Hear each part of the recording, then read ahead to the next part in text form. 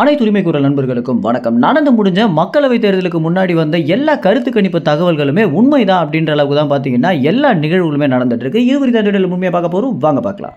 எப்போதும் இல்லாத அளவுக்கு நாம் தமிழர் கட்சிக்கு இந்த ஒரு மக்களவைத் தேர்தல் பார்த்தீங்கன்னா, பெரிதளவுல கை கொடுத்திருக்கு அப்படின்னு தான் சொல்லணும். தேர்தலுக்கு முன்னாடியும் சரி, தேர்தலுக்கு பின்னாடியும் சரி, சீமான் எதிர்பார்த்த எல்லாமே நடந்திருக்கு. அதாவது தேர்தலுக்கு முன்னாடி வந்த எல்லா கருத்து கணிப்பு தகவல்களும் பார்த்தீங்கன்னா, பெண்கள் அதிகமாக ஓட்டு போட போறாங்க, மாணவர்களும் இளைஞர்களும் புதிய வாக்காளர்களும் சீமானுக்கு அதிகமாக தங்களுடைய ஆதரவு கொடுக்க போறாங்க அப்படின்னும், அதற்கு பிறகு ஒரு சில டெல்டா பகுதிகளில் சீமானுக்கு அதிகப்படியானவே ஆதரவு இருக்கு அப்படின்ற எல்லா கருத்து கணிப்பு தகவல்களுமே உண்மைதான் அப்படின்றது நேற்று தினம் வந்த தேர்தல் முடிவுகள் பார்த்தீங்கன்னா விளக்கம் அளிச்சிருக்கு.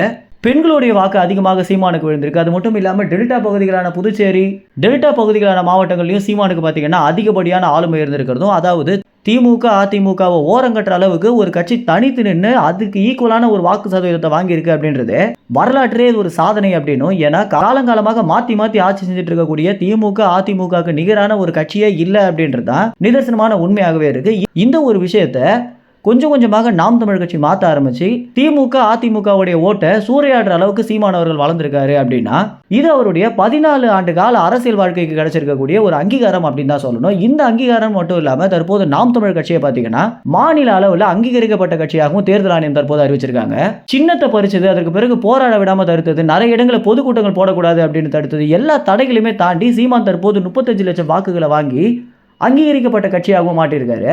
நாம் தமிழ் கட்சியுடைய நிர்வாகிகளுடைய உழைப்பு இல்லாம இந்த விஷயம் சாத்தியமே இல்லை அப்படின்னு சீமான் பார்த்தீங்கன்னா பல இடங்களில் நிர்வாகிகளை புகழ்ந்து பேசிட்டு வந்துட்டு இருக்காரு. ஒவ்வொரு மக்களும் பார்த்தீங்கன்னா சீமானுடைய வெற்றியை அவங்களுடைய வெற்றியாக கருதி சீமான் சொல்ற எல்லா பகுதிகளுக்குமே ஆர்த்தி எடுத்து கொண்டாடிட்டு வந்துட்டு இருக்காங்க.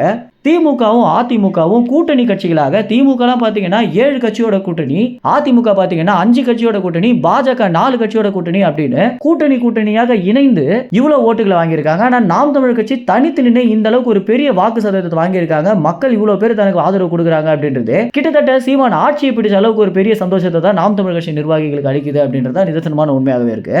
மேலும் இந்த ஒரு தகவல் குறித்து என்ன நினைக்கிறீங்க அப்படின்றது உங்க கமெண்ட்ஸ்ல தெரிவிங்க. நன்றி, வணக்கம்.